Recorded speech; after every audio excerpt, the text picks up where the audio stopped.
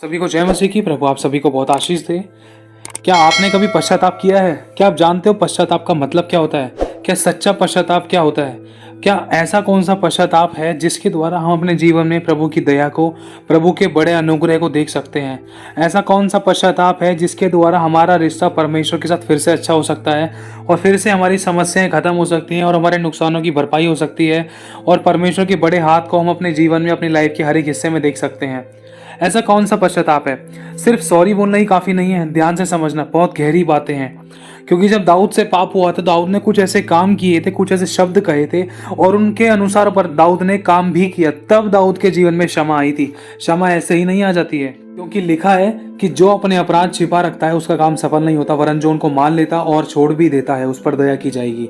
और दाऊद से जब पाप हुआ था, जब दाऊद ने व्यभिचार किया, तो उसके द्वारा हम सीखते हैं कि दाऊद ने पश्चाताप कैसे किया। लिखा है कि दाऊद ने ये कहा कि मेरे अंदर शुद्ध मन, स्थिर आत्मा नए सिरे से उत्पन्न कर मेरे परमेश्वर। और ये भी कहा, हे मेरे परमेश्वर, मेरा पाप तो निरंतर मेरी दृष्टि में बना रहता है, मैंने वो किया जो तेरी दृष्टि में बुरा था। और दाऊद ने ये भी कहा, मेरे गुप्त पापों से तू मुझे शुद्ध कर, मेरे ढिठाई के पापों से तू मुझे क्षमा कर। ढिठाई के पाप मतलब प्रभु कह रहा है बेटा व्यभिचार नहीं करना, नहीं करना, नहीं करना, लेकिन फिर भी हम जानबूझकर ढिठाई दिखाते, ढीठ बनते ना, तो वो ढिठाई के पाप कहलाते हैं और आज्ञा तोड़ दी।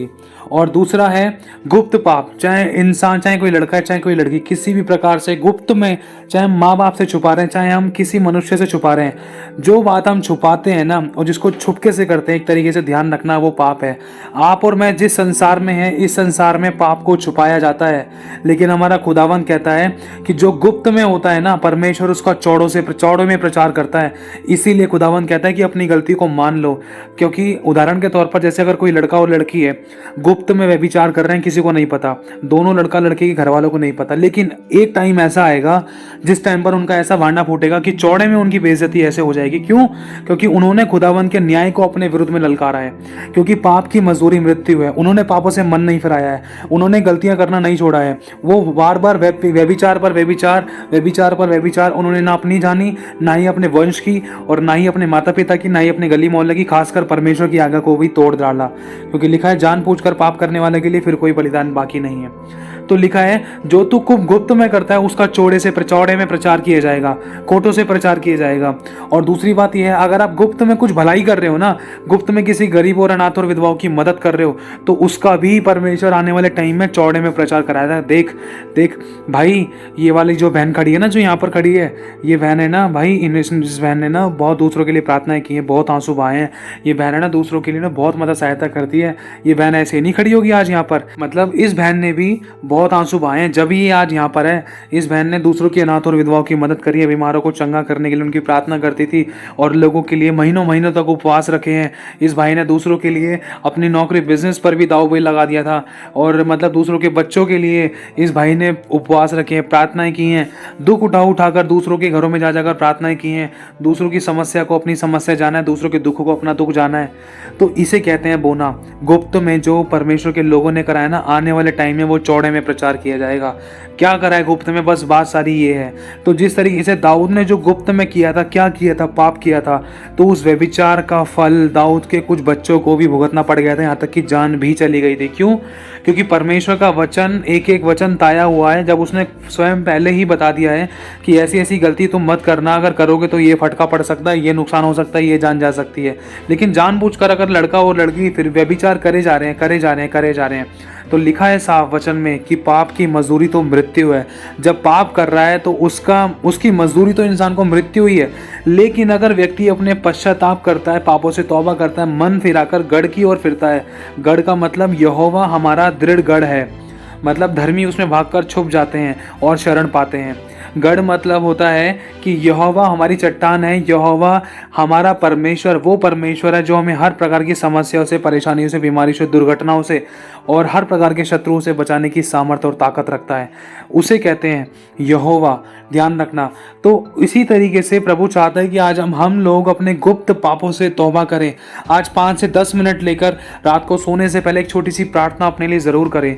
और कुछ भी कर रहे हो गुप्त में, तो ध्यान रखना, हमारा खुदावन देखता है। जिसने हमें आंखें दी हैं वो अंधा नहीं है, जिसने हमें कान दिए वो बहरा नहीं है, वो सब कुछ देखता है, जांचता है, परखता है। लिखा है वो दूर से ही मनुष्य के मन में आते हुए विचारों को जांच लेता है, परख लेता है। मनुष्य तो भारी रूप देखता है, लेकिन यहोवा की आंखें मन पर लगी हैं। हम खुदा से नहीं छुपा सकते कभी भी कुछ। दाऊद ने सोचा था, अरे ये तो मेरे को ही पता है कि मैंने जो प्लानिंग बनाई है इस लड़की के साथ व्यभिचार करने के लिए, तो मैं ही जानता हूँ, इसका पति तक नहीं जानता है। लेकिन वो भूल गया था कि जिसने इन मनुष्यों को बनाया है, मनुष्य को बनाने वाला, जिसने उनको आंखें दी, कान, मुंह, बुद्धियाँ दी हैं, ज्ञान समझ दिया है, खाने पीने के लिए पाचन तंत्र दिया है, तो उसको क्या नहीं पता होगा? उस परमेश्वर को सब कुछ पता था। तो उस दाऊद ने जब ये गलती की तो उसका भुगतान बड़ा खतरनाक हुआ था। इसीलिए खुदावन आज चाहता है कि हम अपने पापों से तौबा करें। अब किस तरीके से पश्चाताप किया जाए? सबसे पहली बात आज हमें ये जानने की, पश्चाताप करें तो कैसे करें। सिर्फ सॉरी बोलने से काम नहीं चलता है। देखो, आपको कुछ बाइबल के ऐसे किस्से बताता हूँ जिनमें लोगों से गलतियाँ होती तो परमेश्वर ने उनको क्या क्या चेतावनियाँ दी, क्या क्या बताया। जैसे उदाहरण के तौर पर मान लो, जैसे कि एक लड़की थी जिसने व्यभिचार किया था, जो एक लड़के के साथ व्यभिचार करती पकड़ी गई थी, और उसको शास्त्री और फरीसियों ने लाकर यीशु मसीह के आगे डाल दिया, और उसकी हालत बहुत बुरी हो चुकी थी, और उस लड़की को पथराव करके मारा जाना था। लेकिन जब प्रभु यीशु मसीह वहाँ पहुँचे तो प्रभु ने कहा कि इसको सबसे पहला पत्थर वो मारे जिसने कभी पाप नहीं किया। तो उस समय सिर्फ एक ही व्यक्ति ऐसा था जो उसको एक पत्थर मार सकता था। उस पूरी भीड़ में सिर्फ एक ही व्यक्ति था, लेकिन फिर भी उसने पत्थर नहीं मारा। सोच कर देखो वो कौन है। अगर आपको पता है कि वो कौन है, कि उस पूरी भीड़ के अंदर एक व्यक्ति ऐसा था जिसने पत्थर नहीं मारा, जो बिल्कुल निष्पाप था, वो कौन था? फिर भी उसने पत्थर नहीं मारा। एक बार स्टॉप करके एक बार मन में उस आंसर को लेकर रखना, इस वचन का, इस शब्द का। तो आपको बताना चाहता हूँ कि वहाँ पर सिर्फ एक ही व्यक्ति ऐसा था जो उस लड़की को निष्पाप होने के कारण पत्थर मार सकता था। कौन था? वो यीशु था। क्योंकि यीशु मसीह ने बोला था कि यहाँ इस लड़की पर सबसे पहला पत्थर वो मारे जिसने कभी पाप नहीं किया। तो यीशु मसीह ने कभी कोई पाप नहीं किया था। यीशु पत्थर मार सकता था, लेकिन फिर भी यीशु मसीह ने एक बात बोली, देख, इन लोगों ने तुझ पर दंड की आज्ञा नहीं दी, देख मैं भी तुझ पर दंड की आज्ञा नहीं देता, जा और फिर पाप ना करना, तेरे पाप क्षमा हुए। तो यीशु मसीह ने एक चेतावनी के साथ उसको समझाया, देख तो फिर पाप मत करना, तेरे पाप क्षमा हो गए हैं। और सेम यही सिचुएशन एक और व्यक्ति के साथ थी जो 38 वर्ष का रोगी था, कोढ़ी था। तो उस लड़के को, तो उस आदमी को जब ये समस्या थी तो यीशु मसीह उसके पास गए। वो खसेड़ के चल रहा था और वो खड़ा नहीं हो पाता था, चल नहीं पाता था, वो पड़ा ही रहता था 38 वर्ष तक। तो प्रभु यीशु मसीह ने कहा कि तू चलना चाहता, तू चंगा होना चाहता है? तो उस व्यक्ति ने कहा, हाँ मैं चंगा होना चाहता हूँ प्रभु, मैं चाहता हूँ चंगा होना। तो यीशु मसीह ने उसे एक बात बोली, उठ खड़ा हो, अपनी खाट उठा और चल फिर। सिर्फ यही बात बोली यीशु मसीह ने, और यीशु मसीह को कोई प्रार्थना करने की जरूरत नहीं पड़ी वहाँ पर। यीशु मसीह ने सिर्फ शब्द बोले कि तू उठ खड़ा हो, खाट उठा और चल फिर। तो उसी समय वो उठ खड़ा हो गया, खाट उठाई और चलने फिरने लगा, और बहुत आनंदित हुआ, बहुत खुश हुआ, बहुत चौकन्ना भी हो गया। ऐसे कैसे हो सकता है 38 वर्ष में, जो मैं पहले कभी नहीं कर पाया था, कोई मनुष्य नहीं कर पाया था, कोई व्यक्ति नहीं कर पाया था, और ना ही मैं उस कुंड में जा पाता था जिसके कारण मैं चंगा हो जाता। लेकिन आज सिर्फ ये शब्द बोलते कैसे हो गया? बहुत चौकन्ना। प्रभु यीशु मसीह ने उसको चंगा तो किया, चंगाई की आशीष दी, उसको फिर से नया जीवन दिया, लेकिन प्रभु ने उसको एक साथ साथ चेतावनियां भी दी कि अगर देख तूने फिर पाप किया, अगर तू फिर बुरी अभिलाषाओं में डूब गया, तूने अनुग्रह के समय को नहीं पहचाना, तो ध्यान रखिए कहीं तेरे साथ इससे ज़्यादा बुरा ना हो जाए। देख, अब जीवन और मृत्यु की बातें मैंने तेरे सामने रख दी है। देख, अगर पश्चाताप के साथ, पश्चातापी हृदय के साथ अगर तू मेरे साथ चलेगा, अगर बुराइयों को छोड़ देगा, तो तू बचा रहेगा, वरन मैं खुद तुझे बचाऊंगा। लेकिन अगर तूने दोबारा से पाप में हाथ मिला लिया तो मैं चाहकर भी नहीं बचा सकता। वचन में साफ लिखा है कि तेरे ही अधर्म के कामों के कारण मैं तेरी प्रार्थना को नहीं सुनता, तेरे ही पापों के कारण मैंने तुझसे अपना मुंह छिपा लिया है। तो सोच कर देखो मेरे भाई और बहनों, तो इसीलिए प्रभु चाहता है कि हम दिल से सच्चा पश्चाताप करें। तो आज हम जानेंगे कि पश्चाताप दिल से कैसे किया जाता है और हमारे किस पश्चाताप की ज़रूरत है खुदा को। आपके सामने कुछ वचन रखना चाहता हूँ कि जब यीशु मसीह ने अपने चेलों से कहा था कि प्रभु मैं इस अपने मित्र को, अपने भाई को कितनी बार क्षमा करूं, प्रभु यीशु मसीह ने कहा था कि देख 7 बार के 70 गुना। मतलब हर वक्त, हर समय, एक दिन में चाहे इंसान 400 से ज़्यादा गलती, चाहे हज़ारों बार गलती कर दे, तो हमें उसको हर बार क्षमा करना है। और यही चीज़ प्रभु चाहता है कि हम भी पश्चातापी हृदय के साथ प्रभु के पास जाएं और अपनी गलतियों को मान लें और छोड़ दें। और उससे पहले हमें अपने शत्रुओं को क्षमा करना है, क्योंकि क्षमा को पाने का तरीका एक सबसे बड़ा यही है, क्योंकि लिखा है कि जिस प्रकार तुम अपने अपराधियों को क्षमा करोगे उस प्रकार मैं तुम्हें क्षमा करूंगा। तो क्षमा को प्राप्त करने का सबसे पहला तरीका यही है कि अपने शत्रुओं से प्रेम करना, अपने सताने वालों को क्षमा करना, जिसने आपका दिल दुखाया है पहले उनको क्षमा करना। क्योंकि सबसे गहरी बात तो यही है क्योंकि जो जैसा बोता है वो वैसा काटेगा। अभी खुदा का आत्मा आपसे बात करना चाहता है, वो कहता है, स्वयं उसका आत्मा कहता है कि देख, अगर तुझे पूरा 100% चाहिए ना क्षमा, तो तू भी 100% क्षमा कर। जब तू क्षमा करेगा ना 100% अपने शत्रुओं को, तो मैं भी तुझे 100% कर दूंगा। क्योंकि जो जैसा बोता है वैसा काटता है। मैं अपने वचन के विरुद्ध में जाकर नहीं कर सकता। मेरे बेटे, वचन तेरे सामने है, आज्ञा पालन तुझे करना है, तू आज्ञा पालन कर, आशीष तेरी है, आशीष मैं तुझे दूंगा, तेरी जरूरतों को पूरा करूंगा, तुझे ऊंचा उठाऊंगा। चाहे भले ही आज तेरी घटी है, लेकिन आने वाले टाइम में तेरी बढ़ती होगी, तू चितराने वाला बनेगा। लेकिन कुछ कुछ जगह पर तू जहाँ गलत थी, जहाँ गलत था, या तू क्षमा नहीं मांग पा रहा था, जहाँ तूने अभिलाषा को छोड़ नहीं पा रहा था, या जो ये ऐसी सी गलत गलत गुटखा, खैनी, तम्बाकू, ये जो बुराइयां हैं, ये पियक्कड़पन है, ये किसी प्रकार का नशा जो तू कर रही है, ये तू कर रहा है, इस चीज से जब तक तू मन नहीं फिराएगा तो मैं तेरे जीवन में कैसे आऊंगा। क्योंकि लिखा है, अशुद्ध वस्तुओं को अपने से दूर करो, तब मैं तुम्हें ग्रहण करूंगा। अशुद्ध वस्तुएं क्या हैं? जो एक शरीर को अशुद्ध करती हैं, सबसे पहली बात यह है। और दूसरी बात है कि जो घर के अंदर, जैसे किसी भी प्रकार की कोई भी हमने गंडे ताबीज़ ले रखे हैं, या दिया धूपबत्ती वगैरह की चीज़ों को अगर हम इन चीज़ों के आगे मत्था टेकते हैं, या इन चीज़ों को अपना सब कुछ माई बाप मानते हैं, तो ये चीज़ अशुद्ध है। क्योंकि जीवित है परमेश्वर जब हमें मिल गया, तो इन चीज़ों की क्या जरूरत है। अगर इन चीज़ों से, इन वस्तुओं से, इन मूर्ति वगैरह से हमें सब कुछ मिलना तो आज हम ठोकर खा के यीशु के पास नहीं आते। आज हमारी समस्या को लेकर यीशु मसीह के पास नहीं आते। क्योंकि इस बात का भी आपको अनुभव होगा, अगर आपका पहले ही, अगर ईश्वरों के पास दूसरे, जहाँ पर आपने पूजा पाठ किया, जहाँ पर आपने अपना दिल और दिमाग से, एड़ी से लेकर चोटी तक का जोर लगाकर अपना पूरा दिल से 100% दिया है पूजा पाठ करने में, लेकिन आपको छुटकारा नहीं मिला, तो आपको दूसरी जगह तो आना ही था। क्यों? क्योंकि आपको अच्छी ज़िंदगी जीनी है। हर किसी को आज अच्छी ज़िंदगी चाहिए, लेकिन अगर आपको मिल जाता वहाँ पर, तो आप यहाँ पर नहीं आते। क्योंकि हमारे साथ भी ऐसा ही हुआ है। मैं अनुभवी हूँ, कितने सारे लोग अनुभवी हैं, जो भी मसीह में है वो उन सबों ने अनुभव ही लिया है। तो कुछ ऐसी वस्तुएं हैं, कुछ ऐसी बातें हैं, कुछ ऐसे काम हैं, कुछ ऐसी हमारी आदतें हैं, वो अशुद्ध करती हैं हमारे जीवन को, तो उनको हमारे जीवन से दूर करना है, तब प्रभु हमें ग्रहण करेगा। अब आप सोच सकते हो, अगर आपके मन में एक कुर्सी लगी हुई है, तो उस कुर्सी पर एक ही जना बैठ सकता है। ध्यान से समझना, एक कुर्सी पर एक ही व्यक्ति बैठ सकता है। अगर शैतान, अगर अभिलाषा, अगर गर्लफ्रेंड बॉयफ्रेंड बैठे हैं ना, अगर यार दोस्त बैठे हैं उस कुर्सी पर, तो खुदावंद द्वार के बाहर खड़ा हुआ खटखटाता। क्योंकि लिखा है कि मैं तेरे द्वार के बाहर खड़ा हुआ खटखटाता हूँ, जब तू द्वार खोलेगा तो मैं तेरे भीतर आऊँगा, तब मैं तेरे साथ भोजन करूँगा, तब मैं तेरे साथ रहूँगा। तूने कुर्सी पर किसी और को बिठा रखा, अपनी अभिलाषाओं को, बुराइयों को।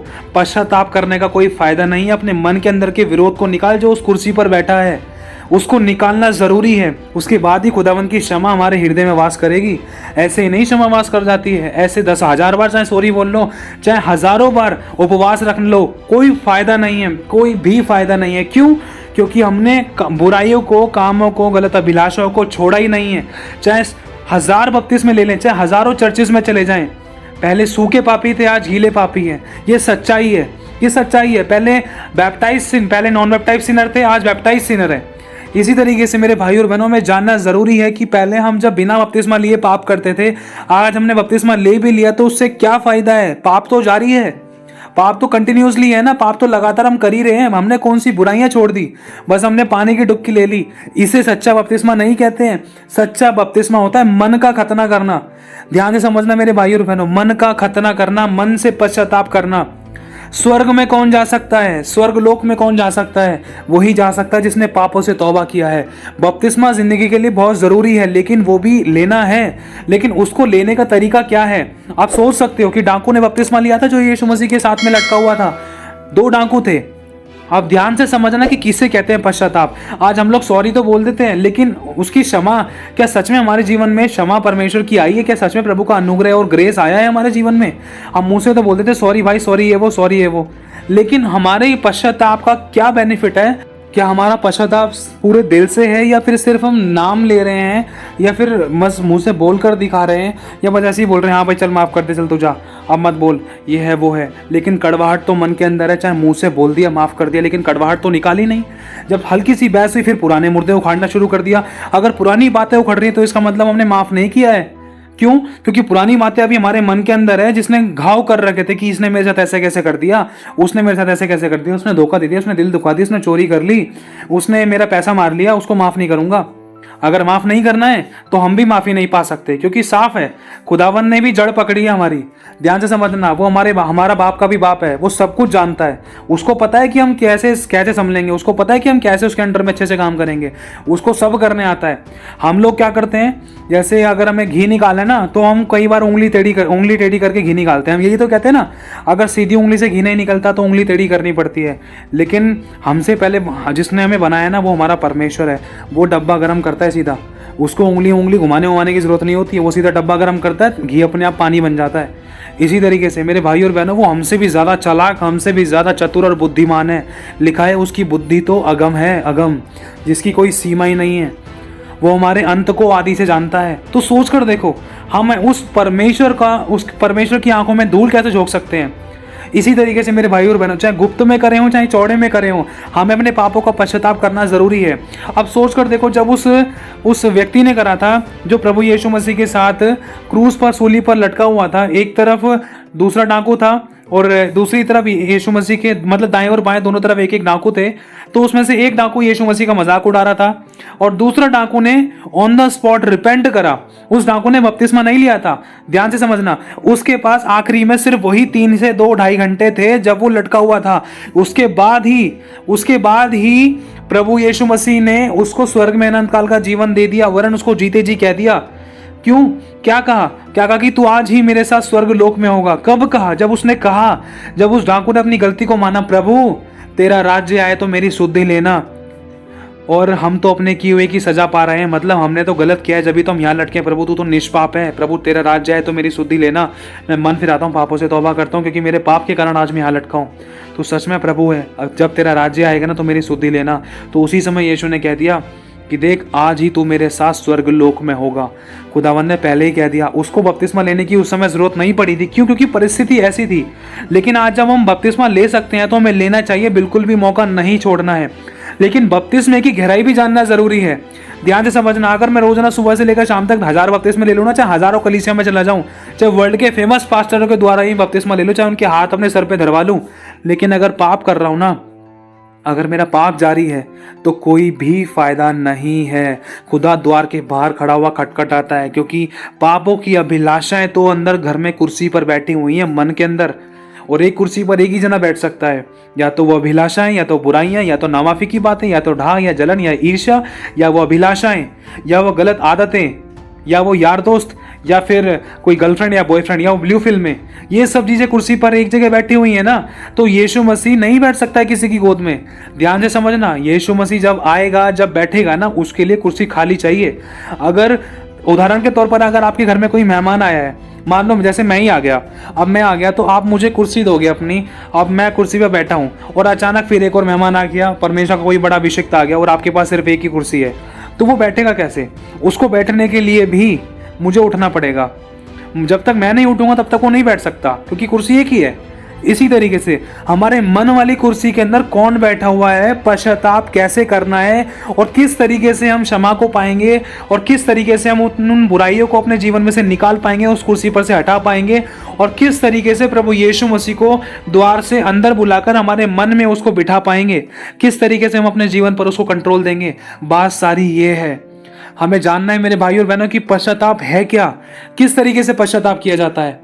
पश्चाताप करने के लिए सबसे पहली बात है, अपने आप को प्रभु के सामने खोल कर रख दो। लिखा है, अगर भजन संहिता अगर 62वां अध्याय पढ़ें तो उसमें लिखा है कि हे लोगों, उस परमेश्वर यहोवा पर अपना पूरा भरोसा रखो और उससे अपने मन की बातें खोल कर कहो। खुदा चाहता है कि हम अपने मन की बातें, चाहे हमने अच्छाई की है, चाहे बुराई की है, चाहे गलत किया है, चाहे गलत करवाया है, चाहे गलत में हाथ लगाया है, सब बातें खोलकर कह दो। जैसे एक बीमार डॉक्टर को बोलता है ना कि ये बीमारी है, जब तक बीमारी नहीं बताएगा डॉक्टर दवाई नहीं देता। इसीलिए पाप के रोगियों को पाप का अंगीकार करना जरूरी है। जब तक पापों का अंगीकार नहीं होगा तो उस पर क्षमा का ब्रश नहीं लग सकता। अगर याद नहीं है तो उसकी बात अलग है, प्रभु याद दिलाता है।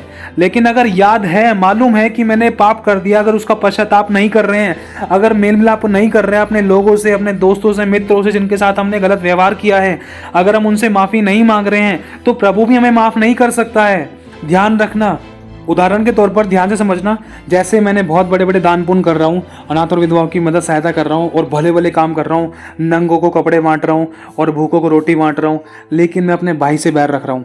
लिखा है तू अगर अपने भाई से बैर रख रहा है ना तो तू हत्यारा है। और ये लिखा है कि तेरे सारे धार्मिक काम, धर्म के काम मैले चिथड़ों के समान है। सोचो, इतने सारे, एक तरफ मैं धर्म के काम कर रहा हूँ, भले भले काम कर रहा हूँ, धार्मिकता के भले भले काम कर रहा हूँ, पवित्रता के काम कर रहा हूँ, लेकिन दूसरी तरफ अगर मैंने अपने भाई से विरोध कर रखा है, उसके दुख में उसके साथ सहभागी नहीं हो रहा हूँ, उसका हाल नहीं पूछ रहा हूँ, उसकी मदद सहायता नहीं कर रहा हूँ, तो मैं पापी हूँ, मेरी भेंट को स्वीकार ही नहीं कर सकता है। क्योंकि साफ लिखा है कि तुम्हारे हाथ खून से रंगे हैं, तुम्हारे जो धर्म के काम है ना वो मेरे सामने मैले चिथड़ों के समान है। सोचो, पोछा भी साफ होता है, पोछा भी साफ होता है, सोचो उससे भी गंदे हैं। चाहे हम अपनी नज़र में कितने भी भले बन जाए, लेकिन खुदा के चश्मे से अगर देखा जाए ना, हमें टेस्ट किया जाए वचन से, तो सबसे ज़्यादा बुराइयां हमारे अंदर ही थी। ऐसी हमारे अंदर आज कोई खूबी नहीं है जिसके द्वारा हम पर दया हो। वो तो स्वयं परमेश्वर अपने पुत्र हमारे प्रभु यीशु मसीह को हमारे अंदर देखता है कि देख, इस बच्चे के लिए, इस बहन के लिए, इस भाई के लिए, तेरे लिए मेरी बेटी, तेरे लिए मेरे बेटे जान दी है, तेरे लिए जान दी है। और मेरा यीशु तुझ के तेरे अंदर है। तेरे अंदर ऐसी कौन सी भलाई है? अगर आपको लगता है कि आपके अंदर कोई भलाई है, अगर लगता है कि मेरे अंदर कोई भलाई है, तो पूरे दिन में हमारी 10 उंगलियां हैं, 10 से ज़्यादा हैं, तो एक बार सोच कर देखना। अगर हमारी 10 उंगलियां हैं तो 10 उंगलियों में से हमने कितने आज पूरे 24 घंटे में कितने भले काम कर दिए, एक बार गिनना है कितने भले काम करे। पहली बार तो हमसे हमारा घर से जाने का बाहर मन ही नहीं करा होगा, मौका मिला तो भी हमने सुसमाचार नहीं सुनाया होगा, किसी नाथ और विधवा की मदद नहीं की होगी, लेकिन गाली गलौज, झूठ बोलना, दोष लगाना, नामाफी की बातें, ईर्ष्या रखना, जलन, ठट्ठाबाजी करना, कितने सारे काम कर देंगे। सोच कर देखो, भले कामों की लिस्ट जाता है, बुरे कामों की लिस्ट जाता है। तो इसी तरीके से मेरे भाई और बहनों, हम बिल्कुल दूध के धुले नहीं हैं। वो तो हमारे अंदर कोई भी ऐसा गुण नहीं है जिसके द्वारा हम पर दया हो। वो तो प्रभु के अनुग्रह से ही हम पर क्षमा ही है। हमसे पहले हमारे आगे यीशु मसीह खड़ा हो जाता है, जिसको परमेश्वर देखकर है ना क्षमा कर देता है। यीशु कहता है कि मेरे पिता क्षमा कर दे इसको, देख मैंने इसके लिए जान दी है। अपने यीशु मसीह अपने हाथों को चौड़ाकर फैलाकर खड़ा हो जाता है हमारे सामने एक दीवार बन के, कि मेरे बच्चे तेरे पर आँच नहीं आने दूंगा, क्योंकि मैंने तेरे लिए जान दी। कोई बात नहीं, गलती होगी बस मान ले। देख मेरा पिता न्यायी है, देख वो न्यायी है, देख वो न्यायी है, और अपनी गलती को मान ले। देख मैं तेरे आगे दीवार बन के खड़ा हूँ, देख जो भी दंड आना था मुझ पे आना था, लेकिन देख अब तुझ पर नहीं आएगा। तू मुझे अपनी अभिलाषाओं के कारण बार बार क्रूस पर क्यों चढ़ाता है? मैं बार बार तेरे लिए पश्चाताप करता हूँ, मैं बार बार तेरे लिए खुदा से, मेरे पिता से माफ़ी मांगता हूँ। अगर जिस दिन मैं हट गया ना तो तेरे को बचाने वाला कोई नहीं है। आज अनुग्रह का समय चल रहा है, पश्चाताप कर, मन फिरा और पापों से तौबा कर, अपनी बुरी अभिलाषाओं को छोड़ दे, क्योंकि लिखा है जो शरीर के अनुसार चलता है वो विनाश की कटनी को काटता है। वचन साफ लिखा है। फिर तू बाद में नहीं कह सकता, बाद में किसी की कोई सिफारिश, कोई धन, कुछ भी ऐसी बातें, कोई भी सपोर्ट नहीं चलती, क्योंकि मेरा पिता सच्चा न्यायी है। वो किसी की घूस नहीं लेगा, वो हाँ की हाँ, ना की ना करेगा। एक तरफ रोना और दांतों का पीसना है, जिसका कीड़ा कभी नहीं बुझता, जिसकी आग कभी नहीं बुझती, वो अधोलोक है, वो नरक की आग है। और दूसरी तरफ वो मेरा पिता का स्वर्ग सिंहासन, उसका राज्य है, और नया यरूशलेम, और जिसमें नई धरती, नया आकाश। अगर तू उसमें रहना चाहता है तो देख, तुझे अपनी गलती को मानकर छोड़ना पड़ेगा। उस कुर्सी पर से, जिस कुर्सी पे तेरी यार दोस्त, तेरी गर्लफ्रेंड, तेरे बॉयफ्रेंड, तेरी अभिलाषाएं, गलत फोटोज, वीडियोस, एल्बम्स, या कुछ भी ऐसी बातें जो तुझे मेरे वचन से, मेरे प्रेम से, अनंत काल के जीवन से दूर करती है, या प्रार्थना से दूर करती है, या तुझे मेरे साथ बैठने ही नहीं देती है, उन चीज़ों को अपने जीवन से दूर कर। और जिस किसी को भी साथ तूने गलत व्यवहार किया, उनके पापों को क्षमा कर, उनको माफ़ कर, सबके साथ मेल मिलाप रख, सब पर दया कर और अनुग्रह कर। फिर तू मेरे पास आ और मैं स्वयं तेरे अंदर आकर वास करूंगा, और उस कुर्सी पर फिर मैं बैठूंगा। तो मेरे भाई और बहनों, प्रभु चाहता है कि आज हम दिल से पश्चाताप करें। तो पश्चाताप करने के लिए सबसे पहले हमें अपने आप को उसके सामने खोलना ज़रूरी है। लिखा है कि अपने मन की सारी बातें परमेश्वर से खोल कर कहो। कि आपने चाहे हज़ारों पाप कर दिए रोजाना, वटेवर, चाहे कोई भी कितना भी गंदे से गंदा पाप कर दिया था, लेकिन उसको मानकर छोड़ दो। क्योंकि लिखा है कि जो अपने अपराधों को छिपा के रखता है ना, उसका काम कभी सफल नहीं होता, वरन जो उनको मान लेता और छोड़ भी देता, उस पर दया की जाएगी। देखो, अगर अपना काम सफल नहीं कराना, वो आपके ऊपर है। अगर आप चाहते हो कि आपके सारे काम सफल हों तो मान लो और छोड़ भी दो। अगर छोड़ नहीं पा रहे हो तो पवित्र आत्मा की मदद मांगो, लेकिन कोशिश तो करो, सही शब्द तो बोलो, प्रभु के साथ संगति तो करो, उपवास तो रखो उस बातों के लिए, उन परेशानियों के लिए, उन कमजोरियों के लिए उपवास तो रखो कि प्रभु आज मैं इस कमजोरियों को दूर करने के लिए, इन गाली बकने को दूर करने के लिए, जो मेरी झूठ बोलने की आदत है, इसको दूर करने के लिए मैं आज उपवास रखता हूँ। मेरा उपवास तुझे ग्रहण योग्य हो, मेरी मदद करना प्रभु, आज के दिन से मैं झूठ ना बोलूँ। इस तरीके से आप उन चीज़ों पर जय पा सकते हो। ये तरीके हैं। प्रभु देखेगा कि मेरा बच्चा, चाहे इससे कल गलती हो गई थी, आज भी गलती हो गई, लेकिन मेरे बच्चे ने इस बात के लिए सेपरेटली उपवास रखा है, मतलब ये छोड़ना चाहता है, तो प्रभु ज़रूर मदद करेगा, उसको दंड नहीं देगा। लेकिन अगर बच्चा डिटाई में चल रहा है, सॉरी प्रभु गलती हो गई, लेकिन फिर से व्यभिचार में लग गया, फिर से गलत और गंदे कामों में लग गया, सॉरी प्रभु गलती हो गई, फिर से जानबूझ के करने में लग रहा है, तो प्रभु कैसे क्षमा कर सकता है? लिखा है साफ, जानबूझकर पाप करने वाले के लिए फिर कोई और बलिदान बाकी नहीं है। यीशु मसीह को बार बार क्रूस पर नहीं चढ़ाया जा सकता, लेकिन हम चढ़ाते हैं बार बार गलतियां कर करके। उसके अनुग्रह से हम बचे पड़े हैं, लेकिन ध्यान रखना उसकी लाठी में आवाज नहीं होती। और एक तरफ यह भी लिखा है कि दंड की आज्ञा मनुष्य पर फुर्ती से नहीं आती, इसलिए मनुष्य का मन ऐसा हो जाता है कि वो सोचता है कि भाई अब तो कुछ होएगा नहीं, अरे मेरे साथ क्या होगा, कितना भी झूठ बोल लो, कितना ही व्यभिचार कर लो, लेकिन वो इस बात से अनजान है कि दंड अभी नहीं तो बाद में हो सकता है, क्योंकि खुदावंद ने साफ कह दिया है। तो आज हमारा परमेश्वर चाहता है कि हम दिल से उसके सामने पश्चाताप करें। सबसे पहला स्टेप है पश्चाताप करने का। जिनके विरुद्ध में हमने पाप किया है, मतलब अगर माता पिता का दिल दुखाया है, तो उनसे बात करो, उनको मैसेज डालो, उनसे बातचीत करो, अपने दिल की बातें शेयर करो, सॉरी बोलो। चाहे सामने वाला आपको माफ़ कर रहा है या नहीं कर रहा, चाहे सामने वाला आपके बारे में मजाक उड़ा रहा है या दिल दुखा रहा है या आपका हंसी ठट्ठा कर रहा है, छोड़ दो उनको, उनके हाल पे छोड़ दो। लेकिन आप अपनी तरफ से तो अपना चिट्ठा क्लियर कर लो, साफ कर लो। आपके चिट्ठे पर कोई भी दाग धब्बा नहीं होना चाहिए पाप का या नामाफ़ी की बात का। ध्यान रखना, आप अपने हिस्से का काम करो, पापों की क्षमा मांगकर या अपने विरोधियों को क्षमा करके, दिल से पश्चाताप करके। वरन ऐसे लोगों के लिए दिल से नाम ले लेकर प्रार्थनाएं करो जिन्होंने आपको बहुत सताया है, जिन्होंने आपकी पेमेंटों को मतलब नहीं दिया है, जिन्होंने आपका दिल दुखाया, जिन्होंने आपको बहुत गंदी तरीके से मारा है या सताया था, दोष लगाया था या बुराइयां की थी, सही होने के बाद भी आपके साथ गलत बर्ताव किया गया। तो ऐसे लोगों का नाम ले लेकर उनको दिल से आशीष दो कि प्रभु उस भाई को ब्लेस कर, आशीषित कर, उसके बच्चों को आशीषित कर, कोई रोग, कोई दुख और कोई विपत्ति उसके डेरे के निकट ना आए, कोई महामारी, महारोग रोग उसको छूने न पाए। प्रभु चाहे भले ही उसने मेरे साथ गलत किया था, लेकिन प्रभु मैं आज दिल से उसको माफ़ करता हूँ। चाहे भले ही उसने मुझे माफ़ नहीं किया, लेकिन प्रभु आज मैं माफ़ करता हूँ। और प्रभु आज मैं तेरे पास आता हूँ, तू मेरे भी पापों को क्षमा कर। देख मैंने पूरे हृदय से मेरे शत्रु को माफ़ कर दिया, अब से मेरा कोई शत्रु नहीं है। प्रभु तू मुझे भी दिल से क्षमा कर। और प्रभु मैं अपनी इन गलती को मानकर छोड़ने का प्रयास करता हूँ, और मेरी मदद करे पवित्र आत्मा जी। मैं अपने आप से कुछ नहीं कर सकता, जो मुझ में सामर्थ्य देता है उसमें मैं सब कुछ कर सकता हूँ। पवित्र आत्मा मुझे आपकी ज़रूरत है इन झूठ बोलने वाली गंदी अभिलाषा को छोड़ने के लिए, गलत फोटोज़ वीडियोज़ देखने वाली अभिलाषा को छोड़ने के लिए, अपने पति को माफ़ करने के लिए। प्रभु मुझे आपकी सामर्थ्य की ज़रूरत है, मुझे आपके उस मन की ज़रूरत है जिसके द्वारा मेरा मन दीन और नम्र बने, ताकि मैं अपने सभी शत्रुओं को क्षमा करूँ। प्रभु मुझे अपने वाला मन दीजिए, अपने जैसा हृदय दीजिए, अपने जैसा आत्मा दीजिए, जो पवित्र है, जो दीनता और नम्रता से, प्रेम से, क्षमा से और अनुग्रह से भरा हुआ है। प्रभु मैं भी क्षमा चाहता हूँ आपसे, मुझ पर अनुग्रह करें, मेरे हाथ के कामों को सफल करें, मेरे पापों को क्षमा करें, मेरी ज़रूरतों को पूरा करें। मेरे भाई और बहनों, जब आप दिल से अपने उस डॉक्टर को, अपने उस खुदावन डॉक्टर को, जब दिल से अपनी बुराइयाँ, अपने पाप, अपने रोगों को बताओगे ना, तब वो आपके रोगों पर मलहम लगाएगा। ध्यान रखना, क्यों? क्योंकि आपने अपने शत्रुओं को माफ किया है। मेरे भाइयों बहनों ध्यान रखना, जैसे ही आपने अपने शत्रुओं को माफ कर दिया, कई बार तो ऐसा हो सकता है कि आपको अपने खुदा से माफी मांगने की भी जरूरत नहीं है। ध्यान से समझना, अगर आप, जैसे मैंने आपके चांटा मार दिया, आप एक विश्वासी हो और आपने मुझे माफ कर दिया, अगर आपने मुझे माफ़ कर दिया ऑन द स्पॉट, आपने मुझे पलटकर चांटा नहीं मारा या पलटकर गाली गलौज नहीं किया, लेकिन मैंने बहुत गलत बर्ताव कर दिया आपके साथ, लेकिन आप मुझे माफ़ करे जा रहे हो, आप मुझे माफ़ करे जा रहे हो, जैसे आपने मुझे माफ़ कर दिया ना, तो उसी समय से आपके ऊपर परमेश्वर का अनुग्रह आ चुका है और उसी पल से आप खुदावंद की आंख की पुतली बन गए हो। अब सामत किसकी आने वाली थी? सामत उसकी आने वाली थी जिसने आप पर कीचड़ उछाला था। जैसे मैंने आपको दोष लगाया, बुराई कर दी, गाली गलौज कर दिया या आपका दिल दुखा दिया, लेकिन आपसे भी गलतियां हुई थी, आपने अपनी गलती को मान लिया और आपने मुझसे आके कहा कि भैया sorry, brother sorry, uncle ji sorry, sister sorry, brother sorry, मतलब आप अपने शत्रु से जाकर बोल रहे हो सॉरी। लेकिन उसके बाद अगर आपके शत्रु आपके ऊपर दोबारा से हावी हो रहे थे ना, फिर ध्यान रखना, आपका पलटा लेने वाला स्वयं जीवित परमेश्वर है, उसकी लाठी में आवाज़ नहीं है।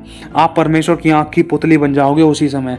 किस समय? जब आप अपने हृदय से दीनता, नम्रता की धाराएं बहाओगे, जब अपनी जुबान से प्रेम और नम्रता की बातें कहोगे, चाहे सामने वाला कितना भी गलत था, क्योंकि खुदावंद ने भी यही किया। ध्यान रखना, इसी तरीके से मेरे भाई और बहनों हम जय पा सकते हैं अपनी लाइफ के हर एक हिस्से में। कुछ ऐसी बातें हैं जिसके द्वारा या कोई काम सफल नहीं हो रहा था, या जॉब नहीं मिल रहा था, नौकरी नहीं मिल रही थी, बिजनेस नहीं मिल रहा था, या शादी नहीं हो रही थी, क्यों नहीं हो रही थी? तो ये छोटी छोटी बातें नहीं हैं, ये बहुत बड़ी बातें हैं। ये बातें वो हैं जिनके द्वारा स्वर्ग जाना रुक सकता था। ध्यान रखना, अगर मैं संसार की सारी जगत की दौलत भी प्राप्त कर लूं, लेकिन अपने भाई से प्रेम ना रखूं, तो मैं कुछ भी नहीं। ऐसा वचन में साफ लिखा है। इसीलिए मेरे भाई और बहनों, खुदा चाहता है कि प्रेम बहुत से अपराधों को ढांप देता है। ढांप दो अपने भाइयों के, अपने बहनों के, अपने दोस्तों के, अपने फैमिली वालों के, अपने माता पिता के अपराधों को ढांप दो, क्षमा करो। अगर आपको कोई गलत नजर दिखाई भी दे रहा था तो उनके लिए प्रार्थना करो। हो सके तो सहनशीलता के साथ, दीनता, नम्रता से, प्रेम से उनको समझा दो। अगर जहां आपसे गलती हुई है तो माफी मांगने में देरी मत करना। माफी मांगने में देरी मत करना। अगर आपको सामने वाले ने माफ नहीं करा या कर दिया, वो उसकी करनी उसके साथ है। अगर कर दिया तो वो भी आशीष पाएगा, अगर नहीं करा तो समझ लेना कि उस समय आप फटके में नहीं हो, बिल्कुल भी आपके ऊपर दंड नहीं आ सकता। आप आजाद हो। क्यों? क्योंकि आपने खुदावंद का वचन पूरा किया है। फिर उसके बाद जब भी आपको लगता है कि हाँ प्रभु, मेरा ये काम नहीं हो रहा था, मेरा वो काम नहीं हो रहा था, प्रभु मेरी मदद सहायता कर, मेरे हाथ के कामों को सफल कर, मुझे बुद्धि और आत्मा दे, मुझे ज्ञान और समझ दे, मुझे पवित्र भय दे, ताकि मैं तेरे मार्गों पर चलूं, ताकि इन बुरी अभिलाषाओं पर मैं जय पाऊं। इनको छोड़ता हूं प्रभु। आज मेरे जीवन में से सब प्रकार की बुराइयां, पाप, व्यभिचार, अडल्ट्री, हर प्रकार के गलत काम, गलत विचार, गलत काम, गलत शब्द और हंसी ठट्टे की बातें या फालतू में इधर उधर टाइम वेस्टिंग करने वाला आत्मा मेरे जीवन में से आज मैं दूर करता हूँ। यीशु मसीह के जीवित और सामर्थ्य नाम से। पिता, आज मैं अपने आप को खाली करता हूँ। देख मेरे जीवन में कितनी बुराइयां हैं या नहीं, ये तू जानता है। जहाँ भी तुझे मेरे अंदर कोई कमी या बुराई दिखाई देती प्रभु, आज मैं अपने आप को तुझ कुम्हार के हाथ में सौंपता हूँ। पिता, तू ही मुझे बुना, तू ही मुझे बना, तू ही मुझे सिखा, तू ही मुझे करेक्ट कर, तू ही मुझे एक अच्छा आकार दे और मेरे अंदर तू अपनी महिमा को प्रकट कर। मैं तुझे पुकारता हूँ। आज मैं अपने आप को खाली करता हूँ। मेरे खुदावन यीशु, मेरे परमेश्वर, आज तू खटखटा मत द्वार के बाहर। आज तू सीधा मेरे हृदय में आ जा, मेरे मन और मेरे विचारों में आ जा, मेरे शब्दों में कंट्रोल कर, मेरे शब्दों में, मेरी आत्मा में, मेरे शरीर के सभी अंगों पर पवित्र आत्मा जी आपका कब्जा हो। आज मैं आपको पुकारता हूँ। दिल से, दिल खोल कर प्रार्थना कीजिए। वो चाहता है। इस प्रार्थना में लगभग आपको 5 से 10 मिनट लग सकते हैं। उन शत्रुओं को याद करना जिन्होंने आपका दिल दुखाया, नाम ले लेकर आशीष देना। क्योंकि मेरे भाई और मैं सच बता रहा हूँ, मैं कह रहा हूँ, ये मेरी लाइफ का अनुभव है। अभी कुछ दिन पहले ही मैंने जिंदगी में फिर से देखा था परमेश्वर के बड़े चमत्कार को। क्या देखा था? चमत्कार ये था कि एक बहन है और मतलब बहुत सारी समस्याओं से घिर गई थी वो। तो हुआ कुछ ऐसा कि बहुत सारे जादू टोना से रिलेटेड जो बहुत करने वाली बात कुछ थी, और घर में बहुत ज़्यादा लड़ाई दंगा हो गया था। मतलब बिल्कुल परिवार टूटने को था, खून खच्चर होने को थे, और खून मतलब समझ लो कि बस आर पार वाला मोमेंट था। लेकिन जब उनसे बात हुई, जब वो आई, जब उनको बताया गया प्रभु की आत्मा के द्वारा, जो आपके शत्रु है ना, उनको नाम ले लेकर आशीष दो। और ध्यान रखना, अपने मन में किसी के लिए दोबारा से बुराइयों को मत रखना कि इसने मेरे साथ ऐसा किया था। गड़े हुए मुर्दों को मत उखाड़ना। तो इसी तरीके से उन्होंने नाम ले लेकर क्षमा किया। और मेरे भाई और बहनों, मैं फिर से कहना चाहता हूँ, लगभग 1.5 घंटे के अंदर अंदर खुदावंद ने सारा काम सेट कर दिया। परमेश्वर ने दीनता, नम्रता से, मेल मिलाप से, प्रेम से भर दिया और सारी परिस्थिति को ऐसे पलट कर रख दिया जैसे कि कुछ हुआ ही नहीं था। इस बात को मैंने अपनी आंखों से देखा है। और जब मैं वहां पर उनके घर पर गया तो सब कुछ बेस्ट और सही था। वरन दीनता, नम्रता से, प्रेम से, मेल मिलाप से बातें हो रही थी। कहां पर थोड़े 1 डेढ़ 2 घंटे पहले खून खच्चर की बातें हो रही थी, गाली गलौज हो रहा था, लड़ाई दंगा हो रहा था। क्योंकि जब इस तरीके को अपनाया तो जीवन में काम देखा। क्यों? क्योंकि तरीका अपनाना जरूरी था। क्योंकि ताली एक हाथ से नहीं बजती है, 2 हाथ से बजती है। गलती दोनों पार्टियों की थी, दोनों मूवमेंट्स की थी, दोनों व्यक्तियों की थी। मतलब घर में कुछ ऐसी मिस्टेक्स थी, गलतियां थी। वचन को जानने के बाद भी कई बार होता है हम कुछ बातों को सहन नहीं कर पाते थे। जैसे मुझसे भी सहन नहीं होता था। मेरे अंदर बहुत गुस्सा था पहले, मैं बहुत तोड़ फोड़ करता था, बहुत लड़ाई दंगा करता था, छोटी छोटी बातों पर यूं ही लड़ जाता था मैं। लेकिन समय लगा, प्रभु ने काम किया मेरे जीवन में। प्रभु ने काम किया उन लोगों के जीवन में जिन्होंने अपने शत्रुओं का नाम ले लेकर उनको दिल से आशीषें दी, उनको दिल से बरकत दी, उनको दिल से चंगाइयाँ, छुटकारों को, प्रेम को और सुरक्षा को उनके चारों तरफ बांटा, उनके लिए आंसू बहा कर जब प्रार्थनाएं की तो मैं अपने जीवन में चमत्कारों को देखा। इसी तरीके से मेरे भाई और बहनों, मैं फिर से कहना चाहता हूँ, सबसे पहली सीढ़ी यही है कि क्षमा करो तो क्षमा पानी है। दूसरी बात यह है कि अपने आप को परमेश्वर के सामने खोल कर रख दो। जैसे कि एक शारीरिक बीमार व्यक्ति अपने आप को डॉक्टर के सामने खुलकर बताता है ताकि उसकी बीमारी का इलाज किया जाए, तो उसी तरीके से अपने पिता के सामने, चाहे आपको शारीरिक भी कोई दुख था ना, पापा देखो मेरे को ये खाने का मन है, मैंने नहीं खाया, ऐसे बता सकते हो। पापा आज मैंने हाथों से पाप कर दिया, पापा जी मैं आज मैंने मुंह से ये पाप कर दिया, पापा जी मैंने आंखों से आज है ना ये पाप कर दिया, मैंने फ़ोटोज़ वीडियोज़ देख ली, मेरा आज बहुत इन चीज़ों में टाइम वेस्ट हुआ, पापा जी आज मैंने उसका दिल दुखा दिया, पापा जी मैंने आज है ना अपने मम्मी पापा की आंखों में आंसू ला दिया, उनकी बात नहीं मानी, उनके मैंने बहुत लंबा टाइम हो गया हाथ पैर भी नहीं दबाए, जब वो मुझसे बोलते हैं तो मैंने उनकी बात को टाल दिया। जहाँ हमें लगता है ना गलती नहीं, लेकिन वो भी हमारी गलतियाँ होती थी। तो अपनी गलती को दिल से खोल कर मानो। 10 मिनट लग रहे, 15 मिनट लग रहे, दिल से बैठो। वो चाहता है आओ हम वाद विवाद करें। और दूसरी बात ये है कि हमें अपनी गलती को बोलना, अंगीकार करना ज़रूरी है, क्योंकि लिखा है कि ध्यान से समझना। जैसे उदाहरण के तौर पर आपको फिर से बताना चाहता हूँ, जैसे आप किसी सब्जी वाले की दुकान पर सब्ज़ी लेने के लिए गए हो और आपके हाथ में पैसे हैं, बहुत पैसा है, और आपके हाथ में कट्टा भी जिसमें आप सब्जी भर के लेकर आओगे। तो आप मेरे पास आए हो, जैसे मेरी एक सब्जी की दुकान है, मैं सब्जी का ठेला लेकर खड़ा हुआ हूँ, तो आप मेरे पास आए हो, आपने कहा भाई मुझे सब्जी दे दो। मैंने कहा कौन सी सब्जी? अरे भाई सब्जी दे दो, सब्जी। मैंने कहा कौन सी सब्जी? अरे एक नाम तो बताओ। अरे भाई बोला ना सब्जी दे दो, ये लो पैसे इसमें डाल दो सब्जी। अरे बताओ तो कौन सी सब्जी चाहिए? प्याज चाहिए, चुकंदर चाहिए, धनिया, नींबू, मिर्ची, क्या चाहिए क्या नहीं चाहिए, नाम तो लोगे। अरे भाई सब्जी दे दो, सब्जी सब्जी बोला नहीं, समझ नहीं आता क्या सब्जी चाहिए? आप मेरे से बार बार बोले जा रहे हो, लेकिन मैं आपसे पूछ रहा हूँ भाई, जो चीज़ मांगोगे आपको मैं वही तो दूंगा, नाम तो लीजिए। सब्जी तो बहुत सारी है, क्या आप एक बार में सारी सब्जी बना लोगे? आपको कौन सी सब्जी दूं? और इसी तरीके से जब एक व्यक्ति जो जैसे कि आप हो, जब तक आप मुझे वो सेपरेट उस बात का नाम नहीं बताओगे तो मैं आपको उस चीज़ का दाम दे चुका कर, या उस चीज़ को मैं आपको दूंगा कैसे? जैसे आपने मुझसे प्याज मांगी, आपने आते के साथ ही बोल दिया मुझे आलू और प्याज दे दो, ठीक है भाई ले जाओ, आलू बोले प्याज बोले बाकी सारी सब्जी है, इसमें से कुछ और लेना है तो ले लो। तो इसी तरीके से आपको अपने उन गलतियों का, उन बातों का, उन पापों का जो आपने गुप्त में किए, जो आपने चौड़ों में किए, जो आपने दोस्तों के साथ किए, जो आपने अकेले में किए, या जो आपने परिवार में होकर किए, या जो बातें सिर्फ आप जानते हो, जो जिन पापों को, बुराइयों को जिनको सिर्फ आप जानते हो, आपका कोई दोस्त यार नहीं जानता, आपके परिवार में कोई नहीं जानता, तो उन बातों को गुप्त में पिता से प्रार्थना करके कहो, पिता मैंने देख गुप्त में, अंधेरे में, खुले में, ऐसे वैसे, नौकरी पे, बिजनेस पे झूठ बोल के, पैसे लेन देन में ये पाप किया, मेरे इन पापों को क्षमा कर। इन मेरे पापों के कारण जो भी मेरे जीवन में समस्या थी या घटी थी या कोई बीमारी थी या परेशानी थी, प्रभु आज मेरे वो सभी पापों को क्षमा कर दे जो मैंने शब्दों से किए। प्रभु मैंने झूठ बोला, क्षमा कर दे, क्योंकि मेरे उन पापों के द्वारा ना मेरी आशीष रुकी हुई थी। प्रभु आज उन आशीषों को खोल दे जो रुक गई थी मेरे इन पापों के कारण। क्यों? क्योंकि आज मैं इन पापों को तेरे आगे मान रहा हूँ। प्रभु आज मुझे फिर से रिहा कर, मुझे आज़ाद कर, मेरे पापों को बख्श दे, अपनी दया के अनुसार मुझ पर अनुग्रह कर, करुणा कर। प्रभु मेरे पापों को मिटा डाल, अनंत काल तक के लिए मेरे पापों, गुनाह, अपराधों को स्मरण मत कर, वरन मुझे अपने नाम के द्वारा, अपने नाम के निमित्त मुझे याद कर। प्रभु मुझ पर दया कर। तो यही तरीका है मेरे भाइयों और बहनों, ये दो तरीके हैं, गहरा पश्चाताप, और जैसे ही आप पश्चाताप कर लेते हो फिर उन गलतियों को दोबारा दोहराने का प्रयास हमें नहीं करना है, नहीं करना है, नहीं करना है। अगर गलती हो भी गई, अनजाने में हो गई, तो डरने की ज़रूरत नहीं है, लेकिन जानबूझकर नहीं करना है मेरे भाई और बहनों। लेकिन अगर आपको लग रहा है कि भाई बहुत गंदी आदत थी, ये छूटी नहीं, आज मुझसे फिर से हो गया, मैंने पश्चाताप किया, और आप दिल से फिर से पूरी गहराई से, आंसू से आपका आत्मा, आपका दिल आपको इस बात की गवाही देता है कि तूने पाप कर दिया, आपका मन आपको बेचैन कर रहा है कि आपने पाप कर दिया, तो अगर आप दिल से इस बात के लिए बहुत पश्चातापी हृदय हो और आपका दिल इस बात के लिए बहुत रोता है कि आपसे फिर से पाप हो गया और आप बदलना चाहते हो, तो आप प्रभु के पास फिर से जाना, फिर से प्रभु के पास जाना और पवित्र आत्मा की मदद मांगना। प्रभु देख मैंने पश्चाताप किया था लेकिन मैं नहीं जा पाया, नहीं जय इसमें पा पाया, नहीं इस पाप को छोड़ पाया, लेकिन आप फिर से मेरी मदद करो। प्रभु मैं छोड़ना चाहता हूँ। मैं कह रहा हूँ चाहे गिड़गिड़ाना पड़े गिड़गिड़ाओ, पवित्र आत्मा की मदद ज़रूर मांगो, लेकिन जानबूझकर नहीं करना है। ठीक है मेरे भाई और बहनों, गलती हो जाती है, अगर आज भी हो गई कल भी हो गई, लेकिन ध्यान रखना उसको छोड़ने का प्रयास ज़रूर करना है। हम दूध के धुले नहीं हैं, हमसे गलतियां हो जाती थी, लेकिन बात सारी है कि जो मान लेता और छोड़ भी देता उस पर दया की जाएगी। अब दया पाना हमारे हाथ में है, दया करने वाला खुदा तैयार है।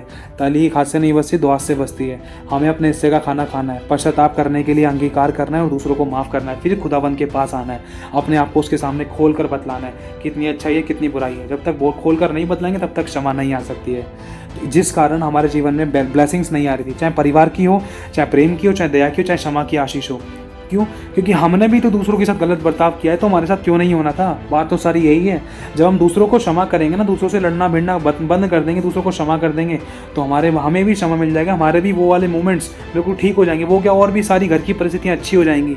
आज सोने से पहले 5 या 10, 15 या 20 मिनट अपने खुदा, अपने पिता के लिए देना, जिसने आज आपको जीवन दिया है, जिसने आपको जीवित सही सलामत सुरक्षित रखा है। कोई हॉस्पिटलों के चक्कर नहीं काटने दिए, कोई मृत्यु के बहाने नहीं बने आपके घर में, आपके परिवार में, आपके जीवन में। खुदा ने बचा कर रखा है। आधा पौना घंटा तो उसका बनता है। आधा पौना घंटा क्या, वो 10वां चाहता है। पूरे 2 घंटे 40 मिनट खुदा के हैं 24 घंटे में से। अब ये हमारे हाथ में है कि हम चोर और डाकू तो नहीं है, उसके दिए हुए समय में से कहीं हम चुरा तो नहीं रहे। तो खुदावन हर बात का हिसाब लेता है। हाँ, गलती होती थी, खुदा जानता है हम कितने बिजी हैं कितने नहीं, लेकिन खुदा क्षमा करता है। लेकिन कब, जब मान ले और छोड़ दे, दया की जाएगी। तो यही तरीका है। आज बैठना, दिल से पश्चाताप करना, 2 या 4 आराधना लगाना, प्रार्थना करना, आंसुओं से बह जाना, बैठ जाना। खुदावन बेचैन हो जाएगा। लिखा है, टूटा और पिसा मन परमेश्वर के ग्रहण योग्य बलिदान है। उसको हमारे पवित्रता के धार्मिक काम नहीं चाहिए, उसको हमारे बड़े बड़े काम नहीं चाहिए। वो ये नहीं चाहता कि मेरे लोग दुष्ट आत्माएं निकालें और वही पाप करें, नहीं। वो चाहता है कि अगर मेरा बच्चा, अगर मेरे ग्रहणियों के जीवन जीना चाहता है ना, तो मेरे आगे आके अपने आप को दीन, नम्र और शून्य करे, अपने आप को सबसे छोटा कर ले और अपने आप को मेरे सामने खोल कर रख दे और खुद चुप हो जाए और मेरी सुने। प्रभु चाहता है, क्योंकि लिखा है यिर्मयाह 33:3 में, तू मुझसे प्रार्थना कर, मैं तेरी सुनकर तुझे कठिन कठिन बातें बताऊंगा। एक तरफ तो है प्रार्थना करना, अब परमेश्वर की कठिन बातें सुनने के लिए हमें चुप भी तो होना पड़ेगा ना। इसी तरीके से तो हमें शांत होना है, क्षमा मांगकर दया करनी है, अनुग्रह करना है और माफ़ी मांगनी भी है और कोशिश करना है कि ऐसी गलतियां दोबारा से हमसे ना हो। वो इन बड़े बड़े चिन्हों चमत्कारों के द्वारा हमें ग्रहण नहीं करता है, वरन वो हमें दीनता, नम्रता के कारण, प्रेम और क्षमा मांगने के, क्षमा करने के कारण, वरन अपने आप को सबका दास बनाने के कारण, वरन उसके अनुसार चलने के कारण और उसके आगे दीन बनने के कारण, अपनी बुराई को छोड़ने के कारण और हमारा टूटा और पिसा मन होने के कारण वो हमें ग्रहण करता है। ध्यान रखना मेरे भाई और बहनों, उसको सब कुछ बड़ा नहीं चाहिए। वो तो चाहता है कि तू जैसा भी है ना मेरे पास आ जा, लेकिन फिर पाप मत कर। देख, तेरे पाप क्षमा हो गए हैं। प्रभु आशीष दे आप सभी को। जय मसीह की।